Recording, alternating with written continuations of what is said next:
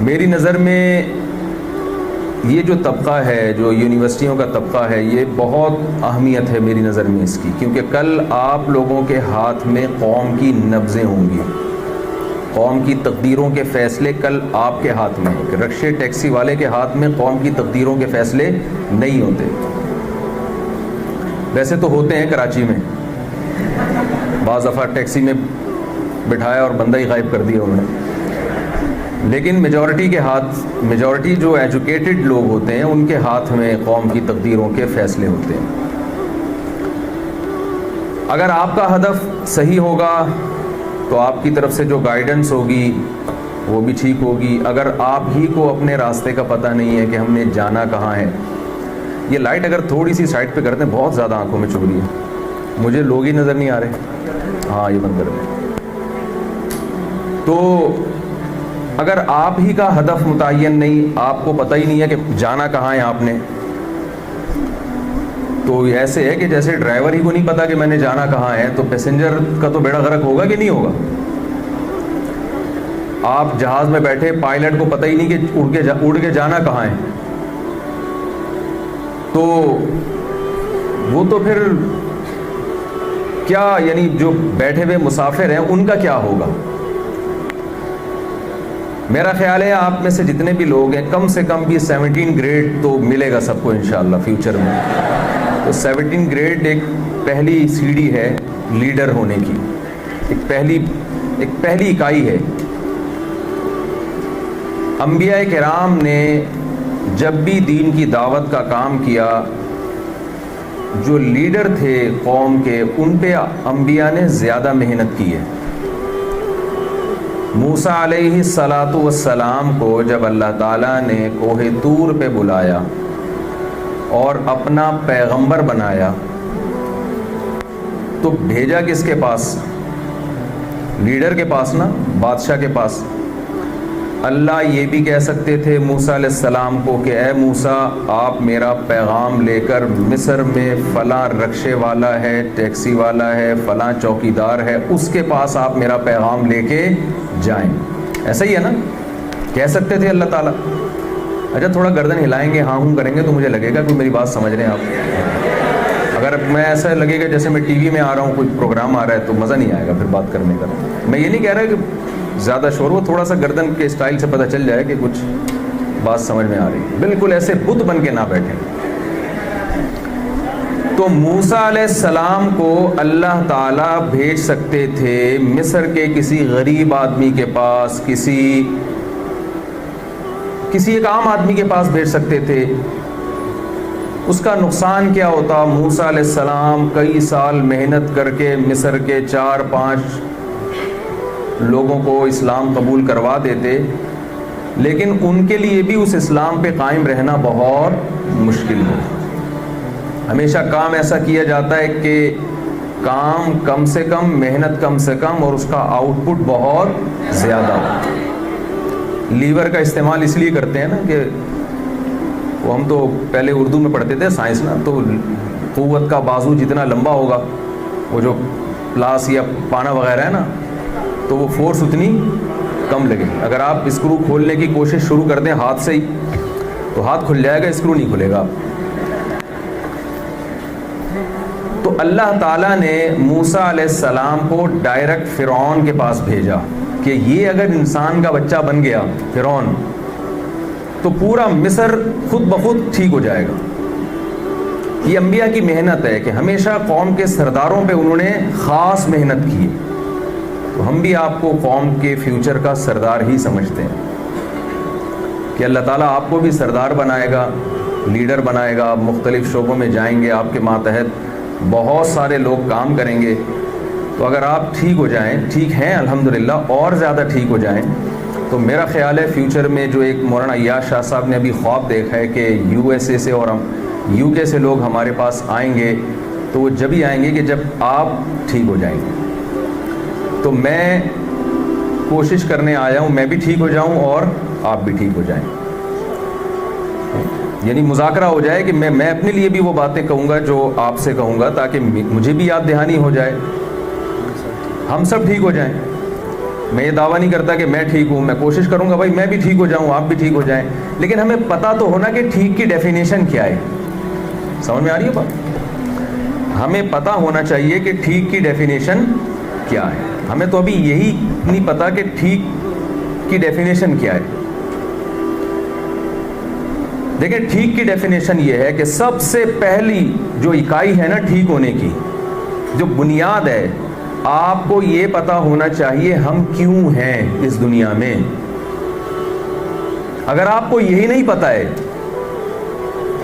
تو آپ کی دیکھیں زندگی ایک سفر ہے یا نہیں ہے؟ سفر ہے نا. ہم دنیا میں آتے ہیں، ایک ٹائم گزار کے، کراچی میں تو ہم کہتے ہیں پتلی گلی سے نکل جاتے ہیں، پتہ نہیں یہاں پتلی گلی ہوتی ہے کہ نہیں ہوتی؟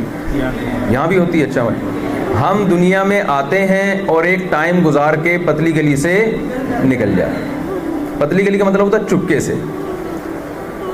ایک چوڑی گلی ہوتی ہے نا جہاں لوگ آپ سے ملاقات کے لیے آتے ہیں، آپ گیٹ پہ آتے ہیں، کبھی آپ اس سے بچنا چاہتے ہیں تو آپ کیا کرتے ہیں، اس کو ڈاچ دے کے پتلی گلی سے نکل جاتے ہیں. وہ سمجھتا ہے کہ ہے ہی نہیں. ہم جب دنیا میں آئے، دنیا سے جائیں گے بھی ایسے ہی. اپنے ارادے سے نہ ہم آتے ہیں، نہ اپنے ارادے سے ہم جاتے ہیں. خودکشی کرنے والا تو ارادہ کر کے جاتا ہے، لیکن نارملی ہمارے ہاں لوگ اللہ کے ارادے سے ہی جا رہے ہوتے ہیں، اپنے ارادے کا اتنا دخل نہیں ہوتا اس میں. تو یہ ایک مسافر خانہ ہے، ایک سفر ہے. دیکھیں یہ ایک طے شدہ بات ہے. جس سفر میں انسان کو منزل کا نہ پتا ہونا کہ میں نے جانا کہاں ہے، اس سفر میں انسان بوکھلاہٹ کا شکار ہو جاتا ہے. ٹرین میں آپ بیٹھے، پتہ ہی نہیں جانا کہاں ہے آپ نے. وہ ایک آدمی ٹرین میں بیٹھا تو ملتان سے ٹرین واپس جا رہی تھی کراچی، یا لاہور سے واپس جا رہی تھی. اس کی آنکھ لگ گئی ٹرین میں. میں تھوڑے سے چٹکلے سناتا رہتا ہوں آپ کو فریش کرنے کے لیے، یہ کوئی بیان کا حصہ نہیں ہے. تو لاہور میں ٹرین رکی ہے، اس کی آنکھ لگ گئی، دھل دھلا کے ٹرین واپس کراچی جانے لگی. یہ سمجھا ابھی تک لاہور ہی جا رہی ہے. تو جب اس کی آنکھ کھلی، اس نے یہ برتھ پہ سو رہا تھا، اس نے نیچے سیٹ والے سے پوچھا کہ بھائی یہ آپ کہاں جا رہے ہیں؟ اس نے کہا ہم تو کراچی جا رہے ہیں. اس نے کہا یار سائنس کی عجیب ترقی ہے، ایک ہی ٹرین ہے، اوپر والی برتھ لاہور جا رہی ہے، نیچے والی سیٹ کراچی جا رہی ہے. اللہ کی قدرت ہے. ٹھیک ہے نا. تو انسان کو اس کے ہدف کا پتہ ہونا چاہیے کہ میں نے جانا کہاں ہے، تاکہ لاہور پہ اس کی آنکھ نہ لگے. پھر وہ یہ نہ کہے کہ سائنسی ترقی ہے کہ اوپر والی برتھ کہاں جا رہی ہے، لاہور جا رہی ہے، نیچے والی سیٹ کراچی جا رہی ہے. وہ پھر اس طرح کی الٹی الٹی باتیں کرے گا جیسے کہ ہم لوگ کر رہے ہیں. تو آپ کو آپ کے ہدف کا علم ہونا چاہیے کہ ہمیں کیوں بنایا گیا. تو میں چند سوالات اکثر یونیورسٹیوں میں کرتا ہوں، انہی سوالات کو میں یہاں بھی ریپیٹ کروں گا. دیکھیے جو چیز بنی ہوتی ہے، بنائی جاتی ہے، اسے کسی مقصد کے لیے بنایا جاتا ہے، اور جو آٹومیٹیکلی خود بخود اتفاق سے وجود میں آ جائے اس کا کوئی مقصد بولیں نہیں. مثال کے طور پر اب یونیورسٹیوں نے میرے سامنے شیشے کا گلاس رکھنا ہی چھوڑ دیا ہے. مثالیں میں نے اتنی دی ہیں کہ میں گلاس توڑنے کی اکثر مثال دیتا ہوں، تو اب وہ گلاس ہی میرے سامنے ہوتا نہیں ہے. ورنہ میں اکثر گلاس اٹھا کے مثال دیتا تھا کہ دیکھیں کوئی گلاس ہے، نہیں توڑوں گا انشاءاللہ. آپ ٹھیک ہے نا.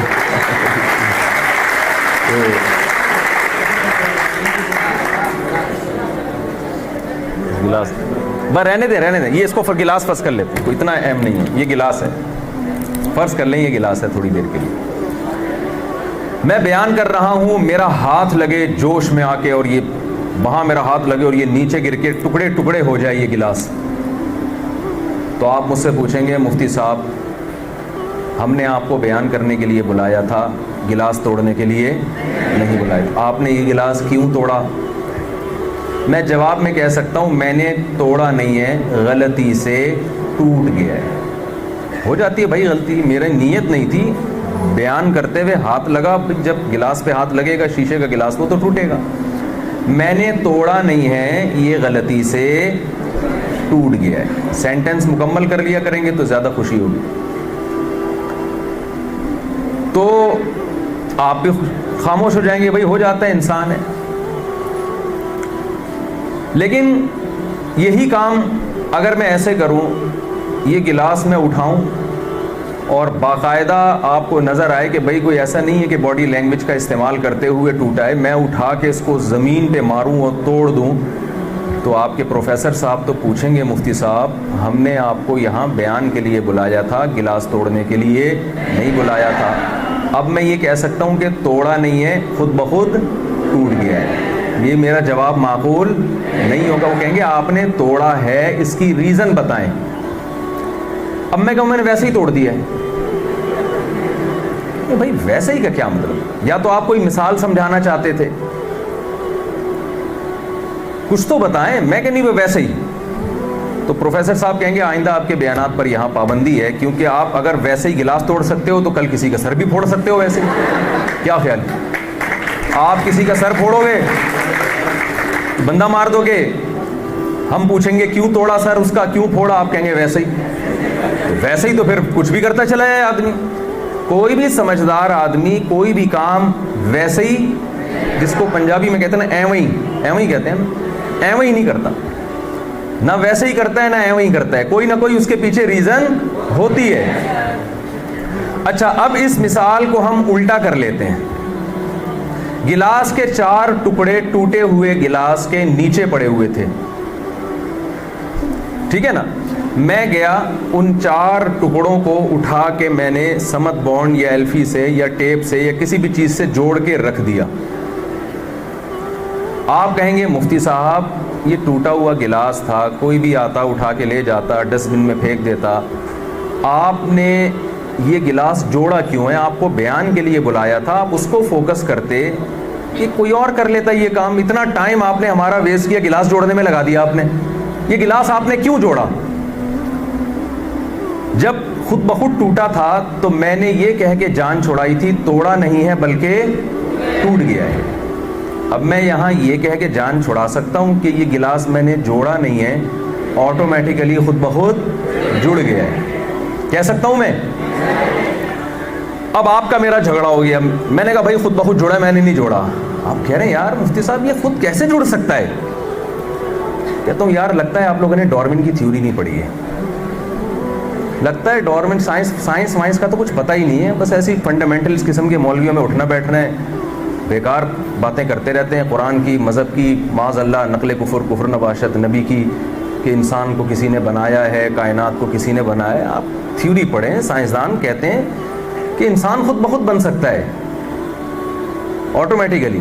ایک سیل وجود میں آیا، کروڑوں اربوں سال میں ہوتے ہوتے پورا انسان، وسیم بھائی بن گئے، ستار بھائی بن گئے، غفار بھائی بن گئے۔ یہ گلاس کیا چیز ہے بھائی؟ یہ گلاس تو 2 ٹکے کی چیز نہیں ہے، اس میں تو وہ سائنس ہی نہیں ہے کہ اس کا دل دھڑکتا ہو، آنکھیں دیکھتی ہو، کان سنتے ہو، ناک سونگتی ہو، ایسا کچھ بھی نہیں ہے۔ آپ ڈارون کی تھیوری پڑھیں، بڑی بڑی چیزیں بن گئی ہیں بھائی، گلاس بھی خود بخود بنا ہے۔ میں تقریر کر رہا ہوں اور میں سائنس کی کتابوں کے حوالے دینا شروع کر دوں کہ ایکچولی آپ کہیں یار یہ نہیں جڑ سکتا بھائی مفتی صاحب، یہ نہیں ہو سکتا۔ میں کہوں بھائی آپ کہیں اچھا کیسے ہوا ہے؟ کہوں بھائی ایسا ہوا تھا کہ کروڑوں اربوں سال، ونس اپون اے ٹائم، سائنسدانوں کے پاس سالوں کی کوئی کمی نہیں ہے، 1 کروڑ نہیں 2 کروڑ لگا لو، 2 کروڑ سال پہلے ہوا تھا۔ بھائی 2 کروڑ بھی پہلے بھی نہیں ہو سکتا، چلو 10 کروڑ، 1 ارب سال، 2 ارب سال، 50 ارب سال، 100 ارب سال، کون جا کے ماضی میں جھانک رہا ہے؟ تو میں نے کہا بھائی ہوا یہ تھا ونس اپون اے ٹائم، یہ زمین جب وجود میں آئی تو یہاں ریت کے بڑے بڑے ٹیلے ہوا کرتے تھے، تو ہوائیں چلیں اور پھر سورج کی تپش اور اتنی زمین کا ماحول چینج ہوا کہ وہ ریت پگھل گئی، پھر ہوائیں چلیں اور پھر یوں ایک شیشے کے ٹکڑے بکھر گئے، تو کچھ ٹکڑے ایسے ہوا چلی اور آپس میں ٹھپ ٹھپ کر کے جڑنا شروع ہو گئے، اور جڑتے جڑتے بالآخر وہ میز پہ ایک دھماکہ ہوا، اس کے نتیجے میں گلاس دھڑام سے آگے میز پہ رکھ گیا۔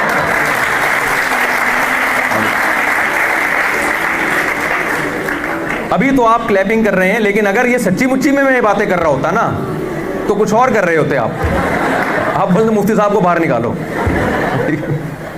یہ کیسی باتیں کر رہے ہیں، اور میں سائنس کے حوالے پیش کر رہا ہوتا۔ ایک گلاس کا جو سسٹم ہے نا وہ اتنا پیچیدہ نہیں ہے جتنا ایک انسان کا جس نے گلاس کو بنایا ہے۔ ایک اور میں مثال دے کے بس آگے چلتا ہوں۔ آپ نے ایک کاغذ پہ ایک خوبصورت سی تصویر دیکھی، خوبصورت اس لیے کہہ رہا ہوں تاکہ آپ دیکھیں، ایک بہترین سی آپ نے تصویر دیکھی، آنکھیں، ناک، لیپس، بڑے خوبصورت ڈیزائن کا نا ایک انسان بنا ہوا ہے، میں نے کہا ہے، کچھ اور نے کہا میں نے۔ تو بالکل وسیم جیسا. معذرت کوئی وسیم بھائی بیٹھے ہوئے ہیں یہاں پہ تو کوئی, ٹھیک ہے نا, ایک خوبصورت انسان کا فیس بنا ہوا ہے. اب آپ چونکہ سائنس کے طالب علم تھے, اس تحقیق میں لگ گئے یار یہ بنا کیسے, اس کا مصور کہاں ہے جس نے بنایا, اتنی پینٹنگ کی ہے, اتنی خوبصورت پکچر کیسے بنی ہے. اچھا, مصور تلاش کرنے کی پوری کوشش کر لی, لیکن آپ کو مصور اس کا ملا نہیں.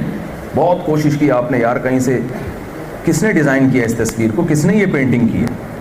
کچھ سائنسدان بیٹھے ہوئے تھے, آپ ان کے پاس گئے, بھائی ہمیں تو پتہ ہی نہیں چل رہا یہ تصویر بنائی کس نے. اس نے کہا یار اگر پتہ نہیں چل رہا ہے کس نے بنائی ہے تو پھر ہم اس پہ ریسرچ کرتے ہیں. تو وہ ایک تھیوری مارکیٹ میں لے کر آئے. انہوں نے کہا ونس اپون اے ٹائم, ایسے ہی شروع ہوتی ہے نا, کہ ہوائیں چلی تھی 3 کروڑ سال پہلے,